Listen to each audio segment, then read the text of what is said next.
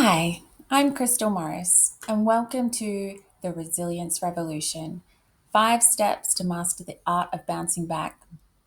Whether you're here because life's just felt heavy lately, or you're just curious about strengthening your emotional and nervous system resilience, you're in the right place. Let's take a deep breath together and dive into the 5 steps that can help you shift from your survival mode and into sustainable healing. Before we get started, I just want to introduce myself. So, I am a holistic counselor and somatic therapist. I am dedicated to healing trauma holistically, working with anxiety and depression and attachment theory. I have studied extensively over the last decade in a few different areas. So I have my diploma in holistic counseling. I am a TRE provider, which is tension and trauma release exercises. I also have a somatic attachment therapy certificate. And also have studied traumatic stress studies under Bessel van der Kolk. So much of my study has been provided by world renowned therapists such as Peter Levine and Dan Siegel, Bessel van der Kolk, David Baselli. All of these people are, definitely carving a new way of treating mental health and working with the body, which is something that I'm very passionate about. So, I have created, this masterclass because I feel like it's very important to share the framework for our way forward to resilience. So let's get stuck into it. So, to start with, why does resilience matter? Resilience is this ability that we can grow to recover from challenges and the curveballs that life throws at us. It helps protect us from stress and anxiety, depression, burnout, and any previous trauma that we've had, but also protects us from any situations in the future as well, and helps us to navigate those and bounce back with much more ease, not getting stuck. Resilience is all about our capacity for how much stress that we can actually handle and what we can move through, and with how much ease we can do that as well. Resilience is all about growth and healing. And so, as we build our resilience up, we are able to move through our challenges in life with just so much more capacity and without the struggle of getting stuck. So let's just jump straight in. So, the 5 steps to resilience. These are, it's very important to me to note that these need to happen in order. So we've got our first step is building resources, followed by learning how to regulate our nervous system. And once we have mastered those, which are usually the two biggest parts really that take quite a bit of time to really drop into and have be a part of our everyday lives. Once we're able to do that, we can then refer back to our past and have a look at our experiences and how they've shaped us and how we've ended up where we are in the moment. From there, once we've made meaning of all of our stories, we can actually begin to rewrite them and start to have a look at how we can move forward and create a new story for ourselves. Once we can get past that, it's all about embodying resilience. And, this is about what we do in our everyday lives. It's habits, it's setting goals, it's how we communicate effectively and set boundaries. And a lot of those things are very difficult to do if you're actually still stuck in survival mode because you're back at number one. I would like to mention that I feel like a lot of our mainstream approaches to mental health, unfortunately, these guys seem to jump straight into number three. First thing they want to do when they meet you is they want to know everything about your past. They want to dig up all your old trauma and go through that. And then they want to jump straight into number four, of how we can change all of that. And, using things like CBT to change your beliefs and your habits and actions. So while this can sometimes, work perfectly well, if you don't have the capacity to go back into those stories, so you're very dysregulated, or maybe you don't have many resources in your life or within yourself, then chances are that that process is probably going to re traumatize you because you're not going to know how to deal with all of that stuff when it's brought back up. So, this is why I'm very passionate about this framework that I'm delivering because, one, personally, I have experienced this myself and went around in cycles of anxiety and depression and having to go back over my story over and over again and wondering why I was still not coping. Turns out it wasn't just me. I wasn't fundamentally broken or getting it wrong. But nobody had ever taught me how to regulate my nervous system. So that was a big factor. And also, the resources that I had in my life were very, very limited. So once I was able to start working in those areas more, then the rest kind of all fell into place much more easily. So let's get into step one, resource. So, what are resources? Basically, these are like tools or things that we have in our everyday life, and we're using them regardless of whether we're going through a stressful time or anything like that. They are just consistently a part of something we have in our lives and within ourselves. So, resources directly expand your window of tolerance. The more resources that a person has, the more ability they have to cope with stress and prevent themselves from becoming traumatized or overwhelmed. We're expanding that window of tolerance of what we can handle. Resources directly go on to affect our regulation as well. And some of our resources may very well be regulating tools as well that we can go directly to in those times of stress. Um, and yeah, this last point, the amount of resources we have available to us will dictate our capacity to heal trauma as well as protect us from future trauma. So this is really interesting, I think, when we think about, two people who may have had the same experience. Maybe they were in the same car accident or some kind of traumatic event. And one person may come out of this fine. They may be able to, process quite quickly and move on with their lives, and it's not sort of like playing on them over and over. And the next person might be severely traumatized and may have to spend quite a long time stuck with triggers and reliving things and flashbacks and these kinds of things. And so research is actually showing us that the more resources somebody has in their life, the more they're able to cope with adverse situations, essentially. So, the person who got traumatized, they may have been very limited in what they had in their lives and their relationship with themselves, and may have had no idea how to regulate their nervous system, could have had a lifetime of dysregulation because of other experiences.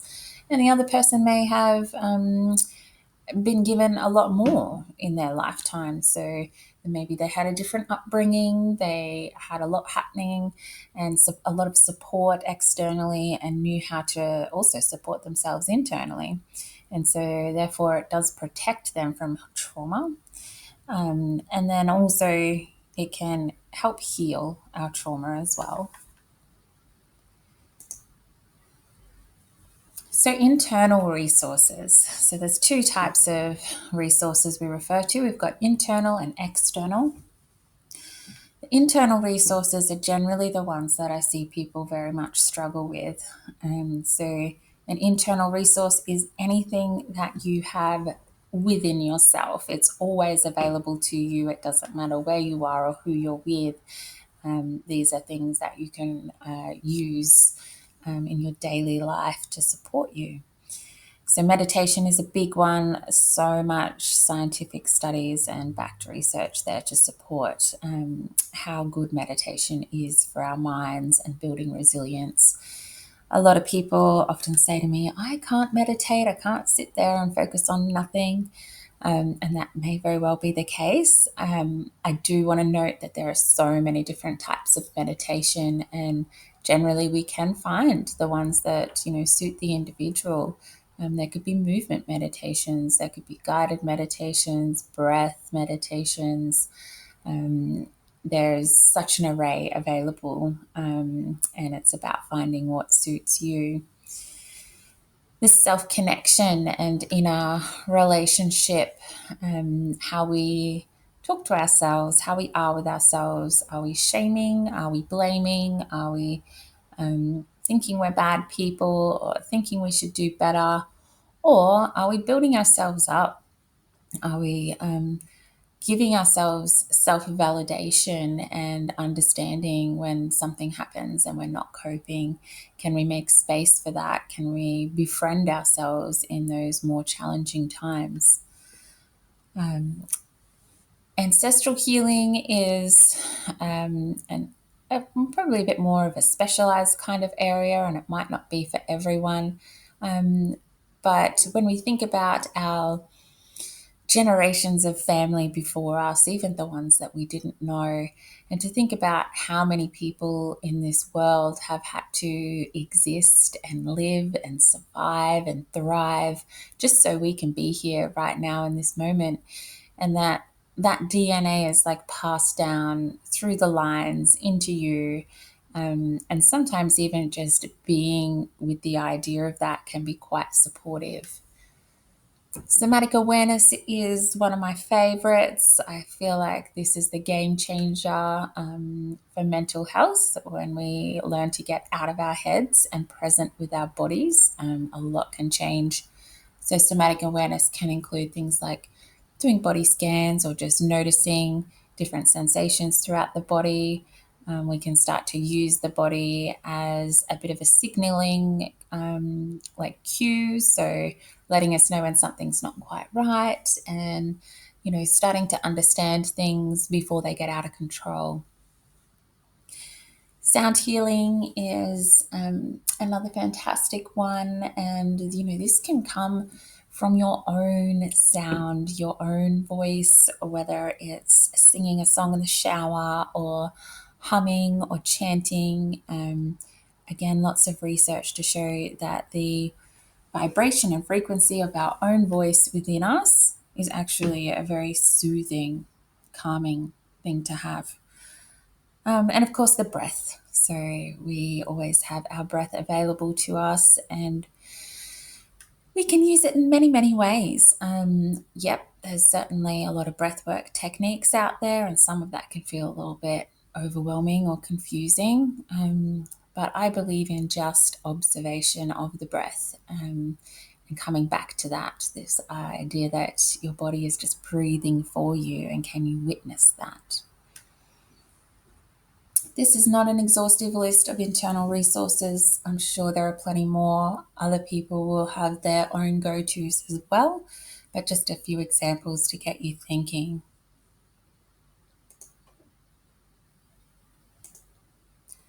So moving on to external resources now. So these seem to be much more common, and people are more familiar with our external resources. So this will be people in our lives, whether it's direct family or friends or partners, our community that we're a part of, the workplace, maybe it's sporting groups or community groups, therapists, this kind of thing. Places are also quite a big resource, really. If you have any special places that you've either been to in your life that have made you feel at home, felt safe, then these are places you can physically go to, or they are also something that can become an internal resource if you're able to visualize and take yourself to these places. I also want to note with this one that if you don't have a real physical place, it's also quite possible to just make up your own special place, safe place.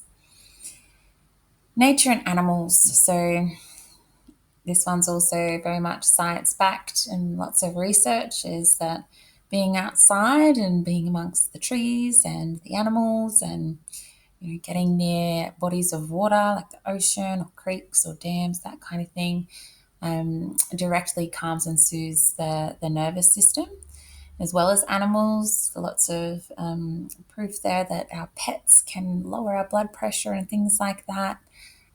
So, yeah, do you connect with nature and animals as a part of your everyday life or regularly? And then we've got sort of hobbies, passions, sports. Not everybody has a hobby or a sport or this kind of thing, but it can be something to think about. And if you do have something creative in your life or something that lights you up and brings you joy that you can do on a regular basis, that can be an excellent external resource. Can sometimes even also meet that need for people and places as well. Totems and sentimental items. So this can be anything. If we think about a little child with their safety blanket or teddy, it's the same kind of thing. And we don't have to be adults carrying around teddies, but if that's is what suits you, then great, do it. Could be using crystals or having a special necklace on, or any little item that when you hold it, feel it, touch it, think about it, that it gives you a sense of calm and groundedness. These can be resources as well. And then, of course, we have religion or faith. Can be a great external resource for some, or maybe it's particular practices or rituals.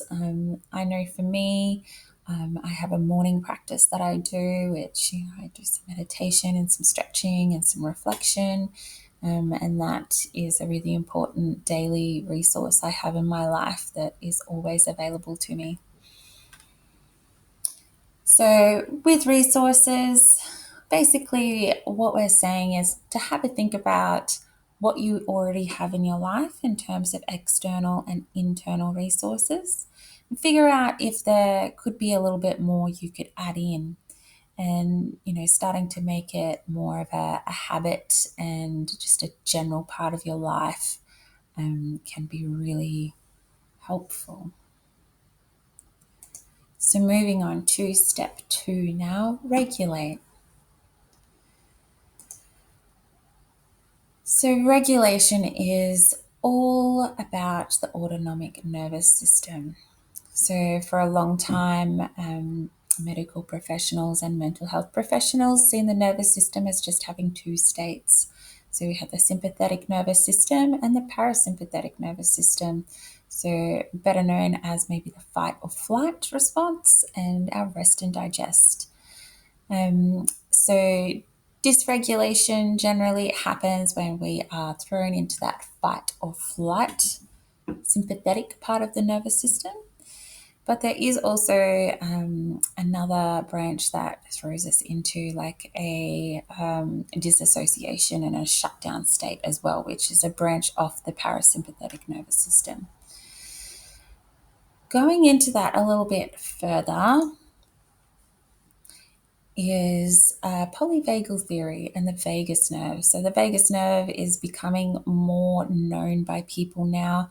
Polyvagal theory, originally created by Stephen Porges. He has now given us a new view of the nervous system. So we have this vagus nerve that runs through the body, and it actually has a branch of the parasympathetic nervous system, the rest and digest, which is called the ventral vagal state. And so this state is all about safety and connection. You might also hear it referred to as being our social engagement system. So, this is when we feel comfortable connecting with others, we feel confident, we feel good about ourselves, we feel safe around people, we are able to move through the world with ease and self assurance when we are sitting in our ventral vagal state. And then, yes, we still have the sympathetic state, and then we have a dorsal vagal state as well, is shut down, which is another branch of that parasympathetic. So, this is when we've been sitting in our sympathetic state for too long, or we realize quite quickly that we're not able to fight or run away from our threat. And so we freeze and go into a shutdown. And so within these states, the fight and flight, we're going to see a lot of anxiety here, worry, fear, rage. Those more heightened states that prepare the body to run away or fight something off. The sympathetic state also has a lot of good things going for it as well. I mean, when we do some intense exercise, we are going up into this state. When we are birthing or sexual arousal, and sometimes even high excitement levels or feeling overjoyed can even have us in a sympathetic state. So there's a lot going on here. It's not bad. We don't want to see any of these states as bad. They all have a purpose. What's important is not getting stuck. We want to move fluidly throughout these states, which is what regulation is about. The dorsal vagal state, here we're going to experience more depressive kind of symptoms, lack of motivation, lethargy. Chronic fatigue syndrome is often connected to a dorsal vagal state. People can live in this state for a lifetime. And so polyvagal theory shows us that there is these three states, and we want to see them as kind of like a ladder. So we have to move through all the states up and down this ladder. We can't just jump from one to the other and skip one. So the sympathetic state sits in the middle of ventral vagal and dorsal vagal, which is often why people have depression and anxiety that go together. Because if we are in our shutdown state and we start to feel again and we start to move out of it, we move into the sympathetic state, and often that will be too intense and we won't know how to regulate that or use that. It becomes too much and we get thrown back into shutdown again. So that's where this cycle of anxiety and depression comes from. So it's really important to learn how to regulate ourselves and work with our nervous system so we can come back down the ladder safely and move into a ventral vagal state. Continuing on with regulation, we also have three types of regulation. Similar to our internal resources, external resources, where we want to kind of have a bit of both areas. It's the same with the types of regulation. So we want to be able to have some things in each category that we can use. What I see a lot of people do is they kind of have one area that's their favorite and that's their go-to, and that's what they use. But the problem there is that not always are these things available. And so if they do become unavailable and we're looking to be regulated, it can actually cause us more distress because we don't have anything else to go to. So our auto-regulate is also split into two categories. So we have healthy and unhealthy forms of auto-regulation. So the unhealthy is more those distractions that are not serving us. So substances is a big one, like addictions to shopping, gambling, porn, social media, TV, binging, all of these kind of things that are taking away from our lives in one way or another as well is a form of unhealthy auto-regulating. More healthy forms on the other side would be like exercise or taking a bath, reading a book, listening to some music, doing some puzzles, these kind of distracting techniques where we're not necessarily focusing directly on the issue or the trigger that has, made us dysregulated. We're just taking some time out and looking after ourselves in a more, not so head on kind of scenario. The other one that I see a lot of people using is co-regulating as well. So this is all about connecting with others. So friends, families, partners, therapists, even animals can sit in our co-regulating space. As humans, we are wired for connection. We actually perceive disconnection from other human beings as a threat to our system. It is a part of our survival to be connected with other humans. So I highly recommend that we have safe and nurturing relationships in our life. Problem is if that's all we're using to help regulate and support ourselves. When those people aren't available, we can find ourselves quite alone and then more distressed because we don't know how to soothe ourselves. Which is where number two, the self regulation, comes in. And this is the one that people seem to struggle with the most. So, self regulating is about being with the issue in the moment, being with the trigger that set you off, and dealing with it sort of more head on. Plenty of great suggestions there for ways to self regulate. Again, none of these lists are exhaustive. There's plenty of other things that could go on here as well.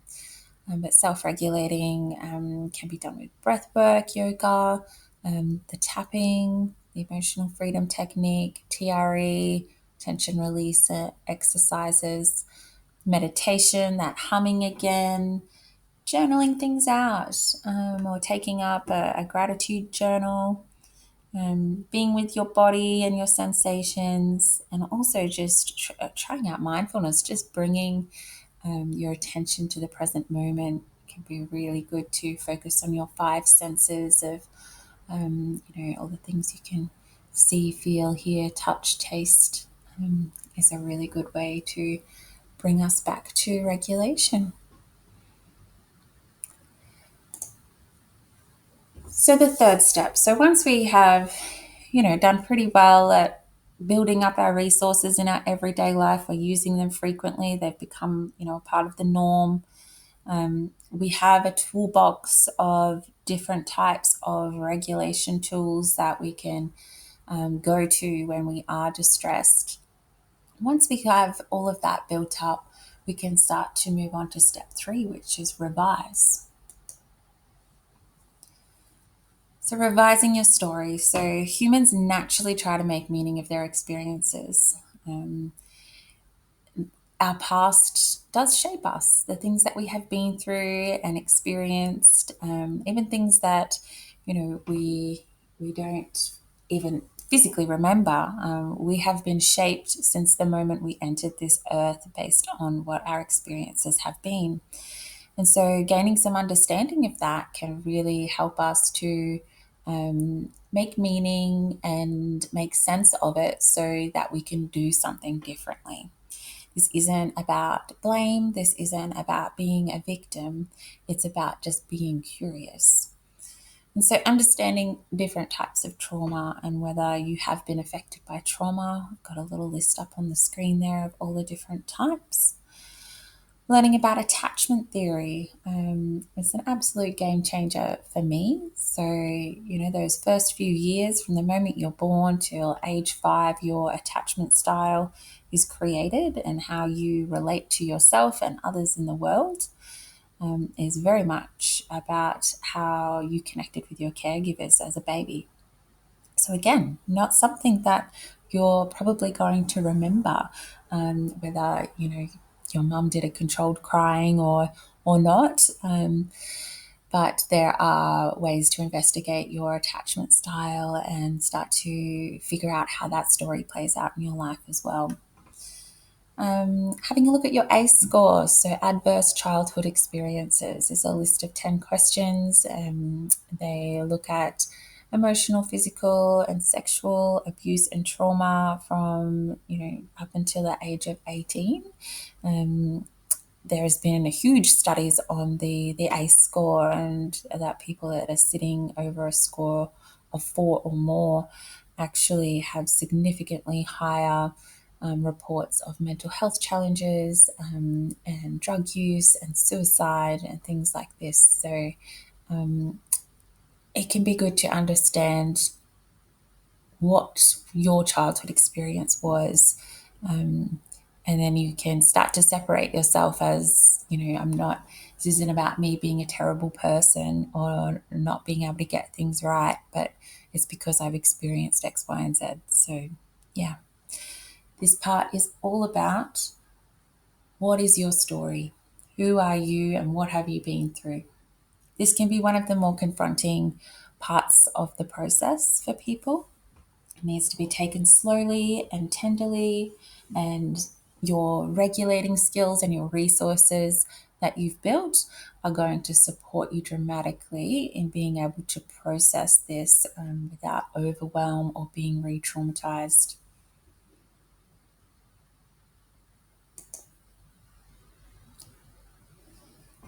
Moving on from revising your story, we can then start to rewrite your story, which is the exciting part.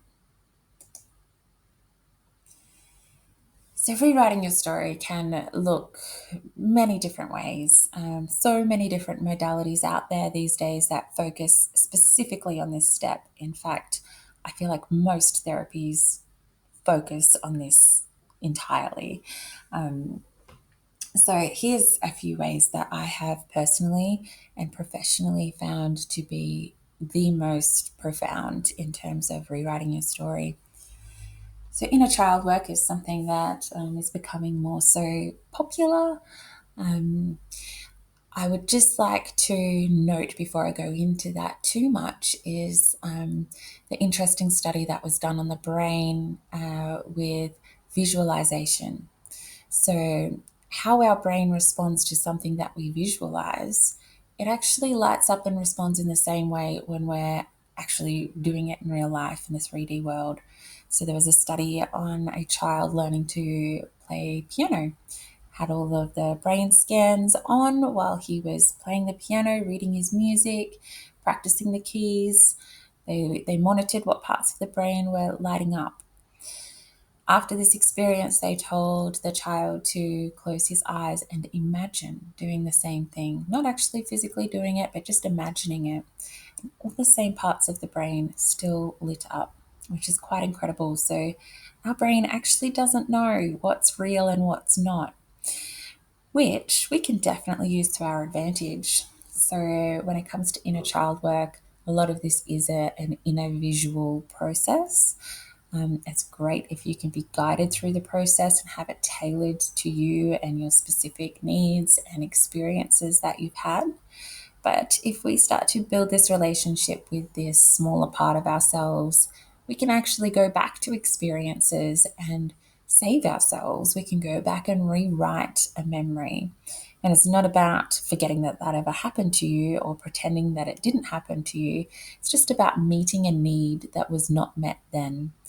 Our bodies and our minds are constantly trying to reach a state of homeostasis. So it wants to resolve things. And this is why we relive patterns. This is why we are triggered and have flashbacks and all these kinds of things, because it wants resolve. And so one way of doing that is working with the inner child, going back, saving parts of yourself, meeting needs that were not met back then that you can now meet yourself as an adult. Shadow work is another really interesting process. It's not for everybody, but this is really very old psychology work. The shadow aspect, this was a Carl Jung psychotherapist work. This idea that we have a shadow part of ourselves that we are not able to clearly or consciously be aware of. And so these shadow aspects can play out in our lives in very different ways. Often they could be the judgmental side of us, where we judging other people. It can be jealousy. It can be resentment.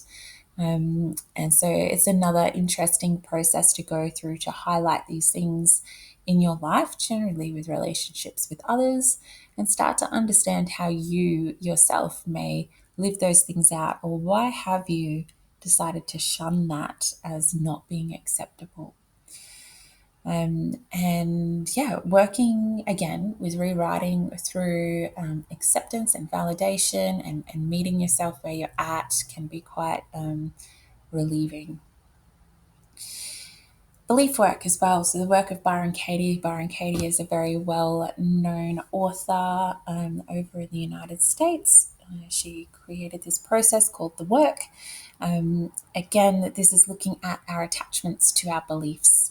So not all beliefs serve us. And when we don't question them, we can live a whole life of believing something is absolutely true, when maybe it's not so true, or maybe it's actually causing you more pain than it's worth. So, very interesting process by Byron Katie there. It's a 4-step worksheet of working through beliefs. Highly recommended when it comes to rewriting your story and zooming out a little bit, letting go of the old stuff that is no good for you anymore. Neurofeedback is another really awesome process. So, plenty of practitioners are offering neurofeedback, but it is something you can also do yourself if you decided to buy the headband. There's a Muse headband, and it is literally rewiring your brain through direct feedback. So, those who might struggle with meditation could use this to learn how to meditate. Basically, you get a little headband, a Bluetooth headband that is scanning your brain waves, so your alpha waves and that kind of thing, connects to your phone or a device, and you go through and do maybe like a guided meditation with your focus on your breath, for example. And if you start getting distracted and your mind starts to wander, you will be provided an audio feedback. So it might be you'll hear thunder and rain, and that'll be your cue to go, oh, I'm not focusing anymore. I need to come back to my breath. When you come back to your breath, the rain and the thunder stops, and you'll hear little birds chirping.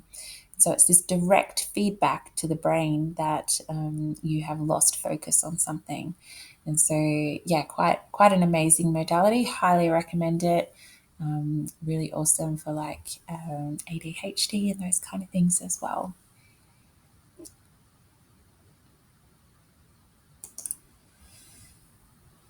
So we've gone through the 4 steps now. So once you have rewritten your story, or you're still working on rewriting your story, even, you can start to move into this embodied sense of resilience.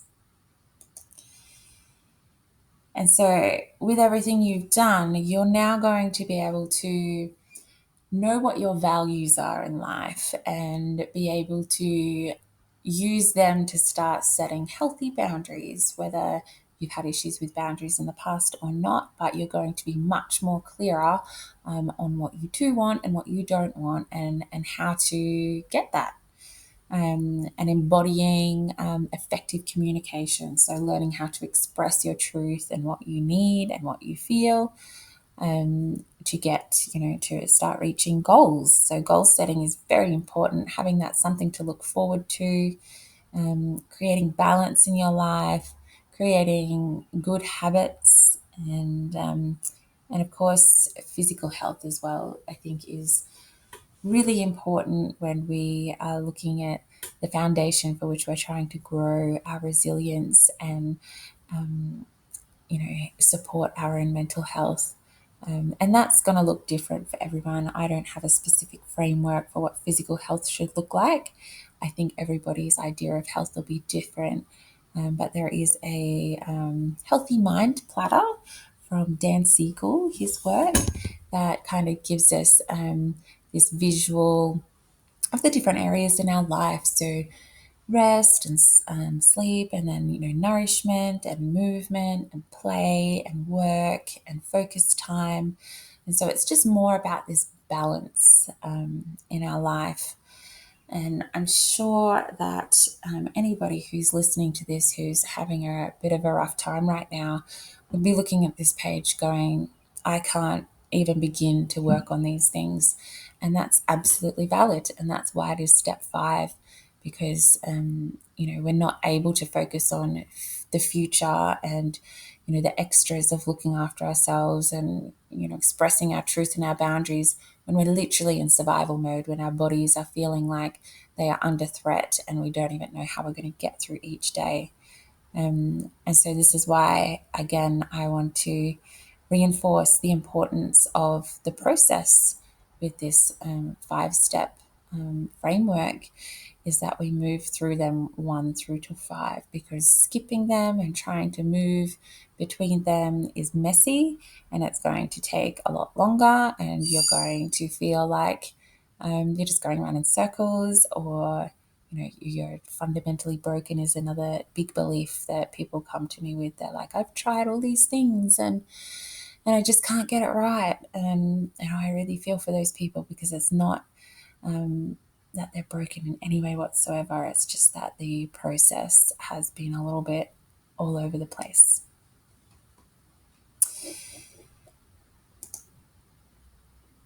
And as we finish up, I really want to let you guys know that this is not, resilience is not a final destination. It's not, you're just going to go through these 5 steps and you can just tick that off and life will be fine. Resilience is a long life journey, and it grows and grows over time. This process is a rinse and repeat process. You may go through it once and go, yeah, sweet, I'm on top of life. And then, in a year or 2 or something, you'll be thrown some kind of challenge, some kind of curveball that derails you, and you'll kind of find yourself feeling lost. And that's where you start again. Go back to number 1. What are your resources? Is there anything you need to change? Anything you need to add in? How do you regulate yourself? Are you using your regulating tools? Do you have a good spread of different tools to go to? What is your trigger? Is this something from the past that's come up to trigger you? Or is it a brand new situation? Maybe you don't need to go into that step again.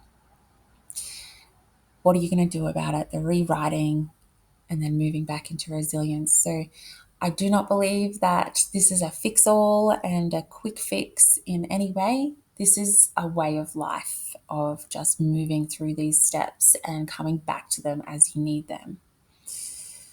And that is how we become resilient, and continue to grow our resilience over and over again.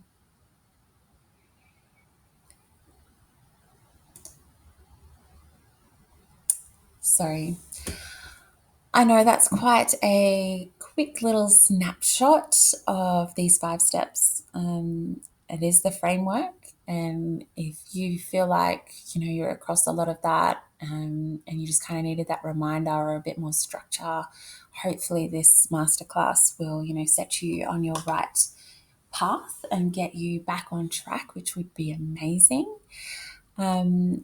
But if you're not quite sure what to do with all of that information, then there are options to continue deeper into the work.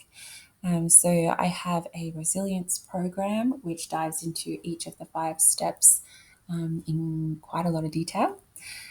So I think the entire workbook's about 160 pages. There's reading, there's charts, there's quizzes, there's worksheets, and then there's guided meditations as well to support along the journey. So a few options with that. If you are interested in going deeper with this work, you can just buy the course as a self-led, self-paced kind of option for those, independent learners, the ones that love to just move through that stuff and can, stay motivated to do that. There's also a live option in a group setting that we do online, which is over a 6-week period. So they are running fairly often. Check out my website to see when the next start date would be. I find this a really beautiful option for that accountability, knowing that you need to show up each week for this course that you've paid for is very motivating. Having a community to bounce off, I think, is also beautiful. The connection, the reflection, being seen and validated in a group. And then also, yes, I will be running that myself as well. So there will be a lot of experiential learning throughout the 6 weeks online too, where we will do activities together and that kind of thing. And the last option is private mentorship as well. I do have space usually to take a few clients at a time through a private mentorship for the resilience program. This is tailored to you specifically. We work through this a bit slower, so we do like fortnightly sessions and unravel it, and go through the 5 steps together and figure out your personalized plan with that. So yes, there's some options if you want to go deeper. If not, if you feel like this has been enough and you know exactly what you need to do, I am so happy for that and wish you all the best in your journey. Thank you so much for joining the masterclass and becoming a part of the resilience revolution. And yeah, good luck.